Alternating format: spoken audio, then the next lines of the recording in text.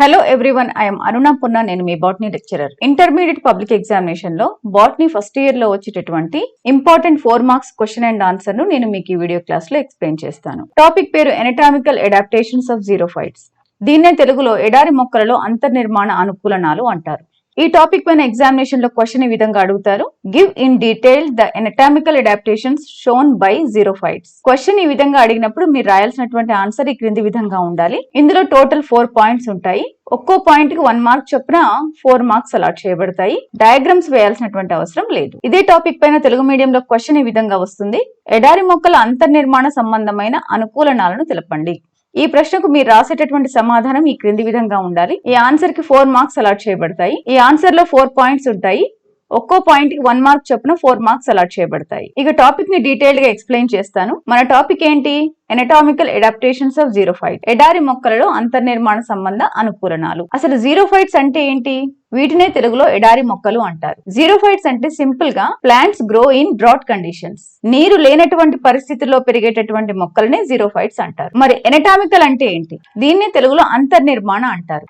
For example, ఇది ఒక leaf. ఇది మన కంటికి స్పష్టంగా కనిపిస్తుంది, చూడగలుగుతాము. ఏదైతే కంటికి కనిపిస్తుందో దాన్ని మార్ఫలాజికల్, స్వరూపాత్మక అంటారు. ఒకవేళ ఈ లీఫ్ ని మనం ఇక్కడ ట్రాన్స్వర్స్ సెక్షన్ తీసాము, పలుచగా కట్ చేసాం. ఈ తిన్నుగా ఉన్నటువంటి ఈ పలుచటి పార్ట్ ని మనం మైక్రోస్కోప్ లో పెట్టి అబ్జర్వ్ చేసి చూసాం. అప్పుడు దీంట్లో ఉన్నటువంటి భాగాలు మనకు ఈ విధంగా స్పష్టంగా కనిపిస్తాయి. Different types of cells, different types of arrangements కనిపిస్తాయి. ఇక్కడ చూడండి, మనకి లీఫ్ లో పైన ఉండేటటువంటి దాన్ని అప్పర్ ఎపిడర్మిస్ అంటారు. అదే కింద ఉండేటటువంటి దాన్ని లోవర్ ఎపిడర్మిస్ అంటారు. అదే విధంగా ఈ ఎపిడర్మిస్ ని కప్పుతూ మనకి ఒక తిన్నగా ఉండేటటువంటి ఒక పేపర్ లాంటి స్ట్రక్చర్ ఉంటుంది, క్యూటికిల్ అంటారు. ఇక మధ్యలో లీఫ్ లో మనకి వెయిన్స్ ఉంటాయి కదా, ఈనెలు. ఇక్కడ మిడ్ వెయిన్, మధ్య ఈన స్పష్టంగా కనిపిస్తుంది. ఎనాటమీలో, అంతర్నిర్మాణంలో ఈ విధంగా కనిపిస్తుంది. ఈ వెయిన్ లోనే మనకి 2 టైప్స్ ఆఫ్ సెల్స్ ఉంటాయి, జైలం, ఫ్లోయం. జైలం ముఖ్యంగా ఏం చేస్తుంది అంటే వాటర్ అండ్ మినరల్స్ ని ట్రాన్స్పోర్ట్ చేస్తుంది, అంటే రవాణా చేస్తుంది. మరి ఫ్లోయం ఏం చేస్తుంది అంటే ఫుడ్ మెటీరియల్స్, అంటే ఆహార పదార్థాలను ట్రాన్స్పోర్ట్ చేస్తుంది. ఇక ఇందాక చెప్పుకున్నటువంటి అప్పర్ ఎపిడర్మిస్, లోవర్ ఎపిడర్మిస్, ఈ రెండు కూడా లోపల ఉన్నటువంటి మిగతా అన్ని పార్ట్స్ కి ప్రొటెక్షన్ ఇస్తుంది, రక్షణనిస్తుంది. ఇక ఫైనల్ గా ఈ ఎపిడర్మిస్ కి కూడా ప్రొటెక్ట్ చేసేది ఏంటి అంటే క్యూటికల్. ఈ విధంగా మీకు ఒక జనరల్ లీఫ్ అనాటమీ స్ట్రక్చర్ గురించి నేను మీకు ఎక్స్ప్లెయిన్ చేశాను. నెక్స్ట్ టాపిక్ లో ఎపిడర్మిస్, క్యూటికిల్, జైలము, ఈ వర్డ్స్ అన్ని మీరు వింటారు కాబట్టి మీకు ఒక ఐడియా అనేది వస్తుంది. సో సింపుల్ గా చెప్పాలంటే ఎనటామికల్ అంటే మన కంటితో చూడలేనటువంటి, మైక్రోస్కోప్ లో మాత్రమే చూడగలిగేటటువంటి అంతర్నిర్మాణాన్ని మనం ఎనటామికల్ గా చెప్తాం. ఇక్కడ జీరోఫైట్స్ అనేటటువంటివి ఎక్కడ పెరుగుతున్నాయి? డ్రాట్ కండిషన్స్ లో పెరుగుతున్నాయి, అంటే నీరు లేనటువంటి పరిస్థితిలో పెరుగుతున్నాయి. మరి నీరు లేనటువంటి పరిస్థితిలో పెరిగేటప్పుడు ఆ ప్లాంట్స్ అనేటటువంటివి ఆ డ్రాట్ కండిషన్స్ కు ఏ విధంగా అలవాటు పడ్డాయి, ఏ విధంగా అడాప్ట్ అయ్యాయి, దానికోసం ఆ ప్లాంట్ లో ఉండేటటువంటి అంతర్నిర్మాణ ఎనటామికల్ స్ట్రక్చర్ అనేటటువంటి ఏ విధంగా మాడిఫై అయ్యిందో అనేదే ఈ రోజు మన క్లాస్ లో చెప్పుకునేటటువంటి టాపిక్. ముఖ్యంగా జీరోఫైట్స్ లో, అంటే పత్రంలో మనకు ఎక్కువగా మాడిఫికేషన్ కనిపిస్తుంది, అంటే మార్పులు కనిపిస్తాయి. ఆ మార్పులు ఏంటో చూద్దాం. ఎందుకు లీఫ్ ఎక్కువగా మాడిఫై అవుతుంది అంటే టు అవాయిడ్ ట్రాన్స్పిరేషన్. అసలు ట్రాన్స్పిరేషన్ అంటే ఏంటి? దీన్నే తెలుగులో బాష్పోత్సేకము అంటాం. ఇక చూడండి, ఈ డయాగ్రామ్ లో ఇది ఒక ప్లాంట్.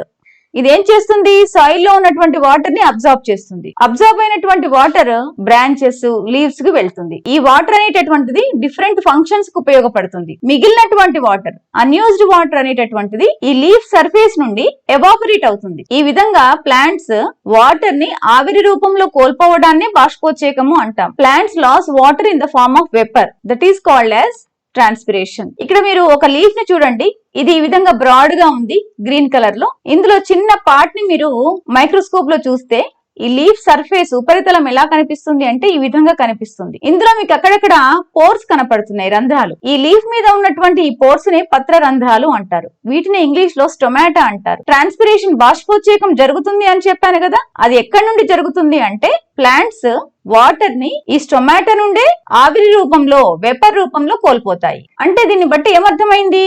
లీవ్స్ ఉంటే ఖచ్చితంగా ట్రాన్స్పిరేషన్ జరుగుతుంది. మరి అందుకే జీరోఫైట్స్ అనేటటువంటివి డ్రాట్ కండిషన్స్ లో, అంటే నీరు లేనటువంటి పరిస్థితుల్లో పెరుగుతున్నాయి కాబట్టి ఆ జీరోఫైట్స్ ఏమనుకుంటాయి? మాక్సిమం ట్రాన్స్పిరేషన్ బాష్పోచ్చేకాన్ని జరగకుండా చూసుకుంటాయి. అందుకోసం లీవ్స్ అనేటటువంటివి ఏ విధంగా మాడిఫై అయ్యాయో చూద్దాం. ఈ జీరోఫైట్స్ లో ఉన్నటువంటి లీఫ్ మీద ఎపిడర్మిస్ ఉంది అని చెప్పాను కదా. ఎపిడర్మిస్ ని తెలుగులో బాహ్య చర్మము అంటారు. ఈ ఎపిడర్మిస్ అనేటటువంటిది థిక్ గా ఉండేటటువంటి క్యూటికల్ తో కవర్ చేయబడి ఉంటుంది. అదే విధంగా దీని మీద సిలికా క్రిస్టల్స్ కూడా ఉంటాయి. ఎపిడర్మిస్ మీద థిక్ క్యూటికల్ అంటే దీన్ని తెలుగులో మందమైన అవభాసిని అంటారు. అదే విధంగా సిలికా క్రిస్టల్స్ కూడా అంటే సిలికాతో తయారు చేయబడ్డటువంటి కొన్ని స్ఫటికాలు ఉండడం వల్ల లీవ్స్ అనేటటువంటివి పత్రాలు ట్రాన్స్పిరేషన్ బాష్పోచ్చేకాన్ని తగ్గిస్తాయి. ఇక్కడ చూడండి, ఇది ఒక గడ్డి మొక్క. మీరు గమనించుంటారు, ఈ గడ్డి ఆకుల పైన స్టెమ్ పైన మీకు ఈ విధంగా ఫైన్ గా ఉండేటటువంటి షార్ప్ గా ఉండేటటువంటి మన కంటికి అంత పెద్దగా కనిపించినటువంటి ఇవి దేంతో తయారవుతాయి అంటే సిలికాతో తయారవుతాయి. ఏదైనా మనం లీఫ్ ని ఎడ్జ్ ని ఇలా పట్టుకొని ఇలా ఫాస్ట్ గా ఇలా అన్నాం అనుకోండి, అప్పుడు ఏమవుతుంది, ఆ లీఫ్ సర్ఫేస్ మీద ఉండేటటువంటి ఈ సిలికా పార్టికల్స్, సిలికా స్ఫటికాలు అనేటటువంటివి వీటినే సిలికా క్రిస్టల్స్ అంటారు. మన చేతికి కుచ్చుకుంటాయి, ఒక్కోసారి చేయి కట్టే బ్లడ్ కూడా వస్తుంది. అవి అంత షార్ప్ గా ఉంటాయి. ఈ సిలికా క్రిస్టల్స్, సిలికా స్ఫటికాలు ఉండడం వల్ల కూడా ఈ లీఫ్ నుండి వాటర్ లాస్ అనేటటువంటిది చాలా తక్కువగా జరుగుతుంది. అంటే ట్రాన్స్పిరేషన్ ని అవాయిడ్ చేస్తాయి. అదే విధంగా ఎపిడర్మిస్ ని కవర్ చేస్తూ ఉండేటటువంటి క్యూటికల్ ఉంటుందని చెప్పాను కదా.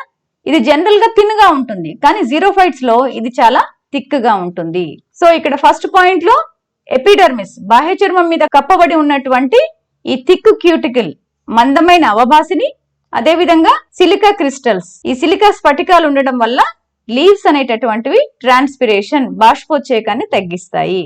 Epidermis maybe multi layered. ఒక్కోసారి కొన్ని పత్రాల్లో లేదా కాండంలో కూడా బాహ్య చర్మము అనేటటువంటిది ఎక్కువ వరుసలతో ఉంటుంది. అది ఎలా ఉంటుందో ఎక్స్ప్లెయిన్ చేస్తాను. ట్రాన్స్ఫర్ సెక్షన్ అంటే పత్రం యొక్క అడ్డుకోతని ఈ విధంగా తీసుకున్నప్పుడు పైన కనిపించేటటువంటిది అప్పర్ ఎపిడర్మిస్, కింద కనిపించేటటువంటిది లోవర్ ఎపిడర్మిస్. ఇక్కడ ఎపిడర్మిస్ అంటే బాహ్య చర్మంలో ఉండేటటువంటి సెల్స్ అన్ని కూడా కణాలు ఒకటే వరుసలో ఉన్నాయి. ఇక్కడ కింద కూడా బాహ్య చర్మంలో ఉన్నటువంటి కణాలన్నీ కూడా సెల్స్ అనేటటువంటివి ఒకటే వరుసలో ఉన్నాయి. అంటే ఎపిడర్మిస్ అనేటటువంటిది సింగిల్ లేయర్డ్. ఈ సింగిల్ లేయర్డ్ ని మనం ఏమంటాము అంటే యూనిసెల్యులార్ అంటాం. ఏకకణ మందంలో ఉంది అని చెప్తాం. అంటే కామన్ గా ఎపిడర్మిస్ ఎప్పుడూ కూడా ఏకకణ మందంలో ఉంటుంది, యూనిసెల్యులార్ గా ఉంటుంది.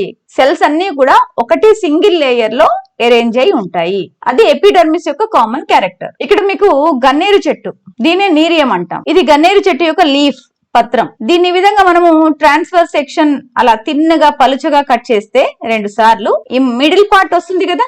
ఇది ఎంత తిన్నగా ఉంటే, ఎంత పలుచగా ఉంటే మనకు మైక్రోస్కోప్ లో చూసినప్పుడు దాంట్లో ఉండేటటువంటి సెల్స్ అనేటటువంటివి, వాటి యొక్క arrangements, different types of cells అనేటటువంటివి చాలా క్లియర్ గా కనిపిస్తాయి. ఇక్కడ ఈ మధ్యలో ఉన్నటువంటిది ఏంటి, మధ్యలో ఉండేటటువంటి ఈనె. ఇక ఇటు సైడ్ అనేటటువంటిది ఈ 2 సైడ్స్ అని అర్థం. ఇక పైన ఉన్నటువంటిది అప్పర్ ఎపిడర్మిస్, కింద ఉన్నటువంటిది లోవర్ ఎపిడర్మిస్. ఇక అప్పర్ ఎపిడర్మిస్ అయినా లోవర్ ఎపిడర్మిస్ అయినా జనరల్ గా మనకి సింగిల్ లేయర్ గా ఉండాలి అని చెప్పాను. కానీ ఇక్కడ చూడండి 1, 2, 3 లేయర్స్ లో ఉన్నాయి సెల్స్.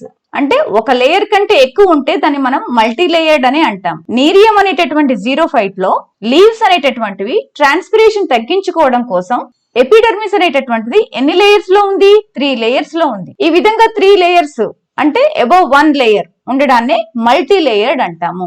ఇది కూడా ట్రాన్స్పిరేషన్ తగ్గించుకోవడం కోసం మనకు జీరోఫైట్ లో కనిపించేటటువంటి anatomical adaptation. Next third point, stomata are generally confined to lower epidermis. Stomata అంటే ఏంటి, పత్ర రంధ్రాలు అంటారని చెప్పాను. పైన చిన్న చిన్న రంధ్రాలు లాంటివి ఉంటాయి, వీటినే స్టొమాటా పత్ర రంధ్రాలు అంటారని చెప్పాను. ఇది ఒక లీఫ్ యొక్క ట్రాన్స్ఫర్ సెక్షన్, పత్రం యొక్క అడ్డుకోత. దీంట్లో మనకి ఇది అప్పర్ ఎపిడర్మిస్, ఇది లోవర్ ఎపిడర్మిస్. ఇందులో మనకి ఇక్కడ చిన్న చిన్న రంధ్రాలు లాంటివి కనిపిస్తున్నాయి కదా, గ్యాప్స్. ఇదే స్టొమాటా. సింగులర్ అయితే స్టోమా అంటాము, ప్లూరల్ అయితే స్టొమాటా అంటాం. ఇది ఒక పత్రరంధ్రం, ఇది ఒక పత్రరంధ్రం.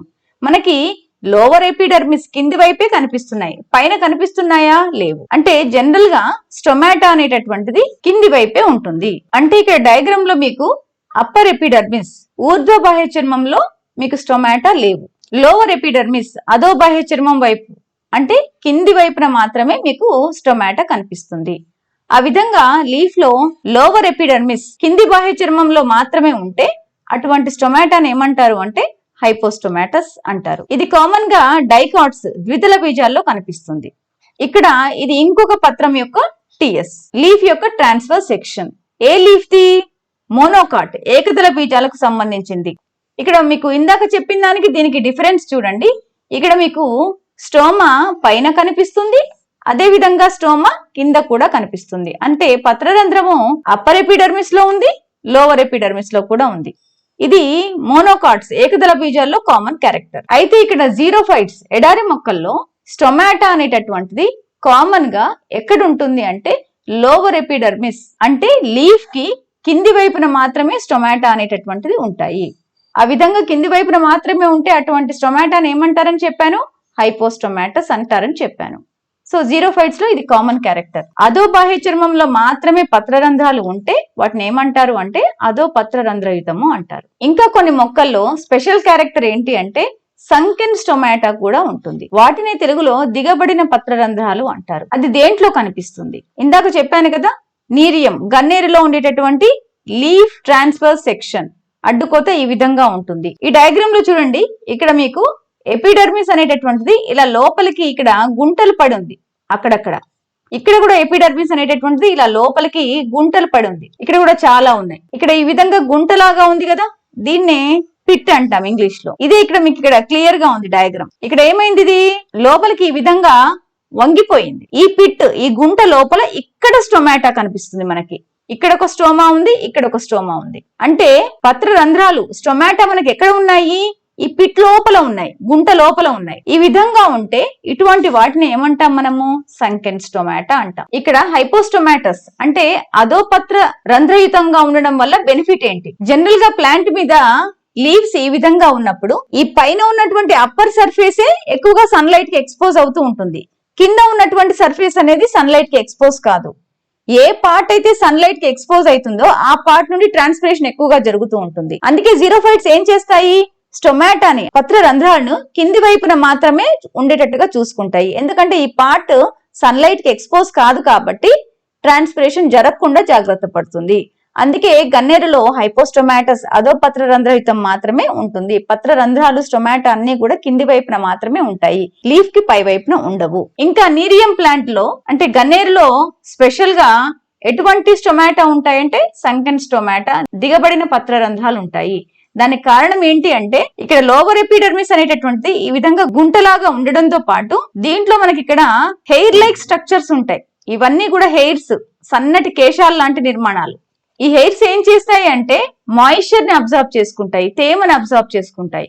కాబట్టి ఈ పిట్, ఈ గుంటలో ఎట్లా ఉంటుంది అంటే చాలా కూల్ గా ఉంటుంది, చల్లగా ఉంటుంది. కాబట్టి లీఫ్ ఏమనుకుంటుంది అంటే ఎక్కువగా ఎండ లేదు కాబట్టి ట్రాన్స్పిరేషన్, బాష్పోచేకం చేయాల్సినటువంటి అవసరం లేదు అని ఫీల్ అవుతుంది. ఈ విధంగా జీరోఫైట్స్ లో లీవ్స్ అనేటటువంటివి హైపోస్టొమాటస్ అదో పత్ర రంధ్రయుతము మరియు సంకెన్ స్టొమాటా దిగబడిన పత్ర రంధ్రాలను కలిగి ఉండటంతో ట్రాన్స్పిరేషన్ ని బాగా తగ్గిస్తాయి. ఇక fourth step, mechanical tissues and xylem tissues are well developed. Mechanical tissues ని తెలుగులో యాంత్రిక కణజాలాలు అంటారు, జైలం టిష్యూని దారు కణజాలాలు అంటారు. మెకానికల్ టిష్యూస్ అంటే ఏంటి? టిష్యూ అంటే ఏంటి? Group of cells. ఒక సెల్ ఈ విధంగా ఉంటుంది అంటే ఇదే రకమైన సెల్ అన్ని గుంపుగా ఉన్నాయనుకోండి, దీన్ని మనం టిష్యూ అంటాం. ఇక్కడ ఇది ఒక రకమైనటువంటి టిష్యూ, అంటే ఇందులో అన్ని కూడా సేమ్ టైప్ ఆఫ్ సెల్స్ ఉన్నాయి. ఇది ఇంకొక రకమైనటువంటి టిష్యూ. ఇక్కడ మెకానికల్ టిష్యూ, యాంత్రిక కణజాలాలు అంటే ఇవి ముఖ్యంగా 2 types. Number 1 collenchyma tissue, number 2 sclerenchyma tissue. వీటినే తెలుగులో కొల్లెంకైమాని స్థూల కోణ కణజాలము అంటారు, స్క్లీరెంకైమాని దృఢ కణజాలము అంటారు. ఈ రెండు ఏం చేస్తాయి అంటే స్ట్రెంగ్త్ ని ఇస్తుంది, బలాన్ని ఇస్తుంది. ఇంకొకటి ఈ టిష్యూ అనేటటువంటిది చాలా స్ట్రాంగ్ గా ఉంటుంది. కొల్లెంకైమా స్క్లీరెంకైమాతో పాటు పారెంకైమా కూడా ఉంది. పారెంకైమాని తెలుగులో మృదు కణజాలము అంటారు. ఇక్కడ పారెంకైమా ఎక్కడ ఉంటుంది? For example potato. ఆలుగడ్డను ఉడకబెడితే చాలా మెత్తగా అవుతుంది కదా, ఈ లోపల ఉన్నటువంటిది సాఫ్ట్ గా ఉన్నటువంటిది అంతా కూడా మనకి దేంతో తయారవుతుంది అంటే పారెంకైమా మృదు కణజాలంతో తయారవుతుంది. పాలకూర, తోటకూర కాడలు ఉంటాయి కదా, అవి ఉడకబెట్టినా కూడా సరిగ్గా ఉడకవ, కాడలు అంత స్ట్రాంగ్ గా ఉంటాయి. అంటే దాంట్లో ఉండేటటువంటి టిష్యూ ఏంటి అంటే కణజాలము కొల్లెంకైమా, స్థూల కోణ కణజాలము. ఇక స్క్లీరెంకైమా దృఢ కణజాలము, ఇది చాలా గట్టిగా ఉంటుంది కొల్లెంకైమా కంటే. స్క్లీరెంకైమా దేంట్లో ఉంటుంది అంటే మనం కొబ్బరికాయ తెలుసు కదా, ఇందులో మనకి పైన ఉండేటటువంటి గట్టి టెంక ఉంది కదా, ఇదంతా కూడా స్క్లీరెంకైమాతో తయారవుతుంది, దృఢ కణజాలంతో తయారవుతుంది. కొల్లెంకైమా టిష్యూ దేంట్లో ఉంటుంది అంటే మనకు పెద్దవాళ్ళు సామెత చెప్తారు, తీగకు కాయ బరువా అని. ఇక్కడ చూడండి, ఇది సొరకాయ చాలా పెద్దగా ఉంది. ఇంత పెద్ద కాయ బరువునైనా ఈ సన్న తీగ దీని యొక్క కాడ మోస్తుంది. దీని యొక్క స్టాక్ అనేటటువంటిది ఇంత కాయ బరువుని కూడా ఇది మోస్తుంది. ఎలా మోస్తుంది అంటే ఈ కాడ, ఈ స్టాక్ అనేటటువంటిది అంత స్ట్రాంగ్ గా ఉంటుంది. ఈ కాడలో ఏ టిష్యూ ఉంటుంది, ఏ కణజాలం ఉంటుంది అంటే కొల్లెంకైమా ఉంటుంది. ఇక్కడ పారెంకైమాలో చూడండి, ఈ సెల్స్ ఉన్నాయి కదా, ఒక్కొక్క సెల్ కి సెల్ వాల్ అనేటటువంటిది చాలా పల్చగా ఉంటుంది. సెల్ వాల్ లో ఉండేటటువంటి తేడాని ఇక్కడ ముఖ్యంగా. అదే కొల్లెంకైమాకు వచ్చేసరికి సెల్ వాల్ అనేటటువంటిది చాలా మందంగా అయిపోయింది. ఇక స్క్లీరెంకైమాకు వచ్చేసరికి సెల్ వాల్ అనేటటువంటిది ఇంకా మందంగా అయిపోయింది. ఇక్కడ మధ్యలో ఇదంతా కనిపించేదంతా కూడా ఈ రెడ్ షేడ్ లో డ్రా చేస్తున్నాను కదా, అదంతా కూడా సెల్ వాల్. జస్ట్ మధ్యలో మీకు కొంచెమే ఈ ఖాళీ ప్రదేశం ఉంది. అంటే దీంట్లో సెల్ వాల్ అనేటటువంటిది, కనకవచం అనేటటువంటిది చాలా మందంగా ఉంది. ఇందులో కొంచెం ఎక్కువగా మందంగా ఉంది, ఇందులోనేమో పలుచగా ఉంటుంది పారెంకైమా మృదు కణజాలంలో. అయితే జీరోఫైట్స్ లో ముఖ్యంగా ఈ కొల్లెంకైమా స్థూల కోణ కణజాలము, స్క్లీరెంకైమా దృఢ కణజాలం అనేటటువంటివి ఎక్కువగా డెవలప్ అయ్యి ఉంటాయి. ఇక్కడ స్క్లీరెంకైమా, కొల్లెంకైమా ఎక్కడ ఉంటాయో చెప్తాను. ఇది క్యాజురైనా సరుగుడు చెట్టు. ఇవి చాలా లెంతీగా పెరుగుతాయి. ఇక్కడంతా కూడా గ్రీన్ కలర్ బ్రాంచెస్ కనిపిస్తున్నాయి కదా, ఈ గ్రీన్ కలర్ బ్రాంచెస్ ని మనం చూస్తే ఇలా కనపడతాయి. ఒక్కొక్కటి ఈ చుట్టూ కొంచెం గుండ్రంగా స్టిక్ లైక్ స్ట్రక్చర్స్ లాగా ఉంటాయి. ఈ చిన్న పార్ట్ ని మనం ఇలా కనపడుతుంది. ఇది స్టెమ్ అన్నమాట. ఇక్కడ దీన్ని ఈ విధంగా మనం పల్చగా 2 times కట్ చేసి ట్రాన్స్ఫర్ సెక్షన్ తీస్తే మనకి ఇది రౌండ్ గా కనపడుతుంది కదా. ఈ రౌండ్ పార్ట్ ని మనం మైక్రోస్కోప్ లో చూస్తే ఏ విధంగా కనపడుతుందో చెప్తాం. ఈ విధంగా కనిపిస్తుంది. ఇక్కడ మనకి బ్రౌన్ కలర్ లో కనిపిస్తుందంతా కూడా స్థూల కోణ కణజాలం కొల్లెంకైమా. ఇక్కడ ఇదంతా కూడా స్క్లీరెంకైమా దృఢ కణజాలం. అంటే జీరోఫైట్స్ లో ఏ టిష్యూ ఎక్కువగా డెవలప్ అయింది అంటే మెకానికల్ టిష్యూస్ అయినటువంటి కొల్లెంకైమా మరియు స్క్లీరెంకైమా అనేటటువంటివి బాగా డెవలప్ అయ్యాయి. కొల్లెంకైమానే స్థూల కోణ కణజాలం అంటాము, స్క్లీరెంకైమాని దృఢ కణజాలము అంటాము. ఇక జైలం టిష్యూస్ అంటే ఏంటి? వీటిని తెలుగులో దారు కణజాలాలు అంటారు. ఇక్కడ మీకు మధ్యలో కనిపిస్తున్నాయి, ఇక్కడ డ్రా చేస్తున్నాను కదా, ఇదంతా కూడా జైలం. ఇలా కోన్ షేప్ లో ఉన్నాయి మొత్తం చుట్టూ. దీంట్లో ఉన్నదంతా కూడా జైలమే. ఇది ఎక్కువగా డెవలప్ చెంది ఉంటుంది. ఇక్కడ మీకు ఈ డయాగ్రామ్ లో కనిపిస్తున్నటువంటిది ఏంటి అంటే నీరియం, గన్నేరు లీఫ్ యొక్క transverse section, TS of leaf. దీంట్లో ఇది అప్పర్ ఎపిడర్మిస్, ఇది లోవర్ ఎపిడర్మిస్. దీంట్లో కూడా చూడండి మీకు ఈ లీఫ్ పైన ఇట్లా షార్ప్ గా ఉన్నాయి కదా, ఇవేంటి అంటే సిలికాతో చేసినటువంటి క్రిస్టల్స్. ఇవి కూడా ట్రాన్స్పిరేషన్ ని స్టాప్ చేస్తాయి. ఇక్కడ మిడిల్ లో జనరల్ గా ఏముంటుంది అంటే లీఫ్ లో ఉండేటటువంటి మిడ్ వెయిన్, మధ్య ఈనె. ఈ మధ్య ఈననే ఈ మిడిల్ లో ఉన్నటువంటి ఈ పార్ట్ ని రిప్రజెంట్ చేస్తుంది. ఈనెలోనే మనకి జైలం ఫ్లోయం టిష్యూస్ ఉంటాయి అని చెప్పాను. ఇక్కడ జైలం అనేటటువంటిది చాలా ఎక్కువ ప్లేస్ ఆక్యుపై చేసింది. అంటే జీరోఫైట్స్ లో జైలం అనేటటువంటిది బాగా డెవలప్ చెంది ఉంది. జీరోఫైట్స్ ఎక్కడ పెరుగుతున్నాయి? డ్రాట్ కండిషన్స్ లో పెరుగుతున్నాయి. అంటే నీరు లేనటువంటి పరిస్థితుల్లో పెరుగుతున్నాయి. కాబట్టి జీరోఫైట్స్ లో రూట్ సిస్టమ్ ఎలా ఉంటుంది? చాలా లెంతీగా, ఎక్కువ బ్రాంచెస్ తో ఎక్కువ ప్లేస్ కి స్ప్రెడ్ అయి ఉంటుంది. ఈ డయాగ్రామ్ లో చూపించిన విధంగా. ఎందుకంటే డ్రాట్ కండిషన్స్ లో ఎప్పుడో ఒకసారి వర్షం పడుతుంది. అలా పడ్డటువంటి రెయిన్ వాటర్ చాలా లోపలికి వెళ్లిపోతుంది, భూమి లోపలికి. ఈ రెయిన్ వాటర్ ని రూట్ సిస్టమ్ అనేది చాలా ఫాస్ట్ గా, పర్ఫెక్ట్ గా అబ్జర్వ్ చేసుకుంటుంది. ఇక్కడ బాగా డెవలప్ అయినటువంటి రూట్ సిస్టమ్ ఎంత పర్ఫెక్ట్ గా, ఫాస్ట్ గా అబ్జర్వ్ చేసుకుంటుందో రెయిన్ వాటర్ ని, అంతే పర్ఫెక్ట్ గా లీఫ్ లో ఉండేటటువంటి జైలం టిష్యూ కూడా, అంటే దారు కణజాలము అన్ని ప్లేసెస్ కి ట్రాన్స్పోర్ట్ చేస్తుంది. మీకు ఇదివరకే చెప్పాను, జైలం యొక్క ఫంక్షన్ ఏంటి అంటే వాటర్ అండ్ మినరల్స్ ని ట్రాన్స్పోర్ట్ చేయడం. కాబట్టి జీరోఫైట్స్ లో బాగా డెవలప్ అయినటువంటి రూట్ సిస్టమ్ తో పాటు బాగా డెవలప్ అయినటువంటి జైలం టిష్యూ కూడా ఉంటుంది. ఇక్కడ వెల్ డెవలప్డ్ రూట్ సిస్టమ్ అనేటటువంటిది మన కంటికి కనిపిస్తుంది. కాబట్టి ఇది మార్ఫలాజికల్ అడాప్టేషన్. అదే వెల్ డెవలప్డ్ జైలం టిష్యూ అనేటటువంటిది మన కంటికి కనిపించదు, మైక్రోస్కోప్ లో చూస్తేనే కనిపిస్తుంది. కాబట్టి ఈ విధంగా మైక్రోస్కోప్ లో చూస్తేనే కనిపించేటటువంటి దాన్ని మనం ఏమంటాము అంటే ఎనటామికల్ అడాప్టేషన్ అంటాం. ఇక్కడ నీరియం, గన్నేరు లీఫ్ లో మీకు ఇక్కడ కనిపించేదంతా కూడా జైలం టిష్యూనే.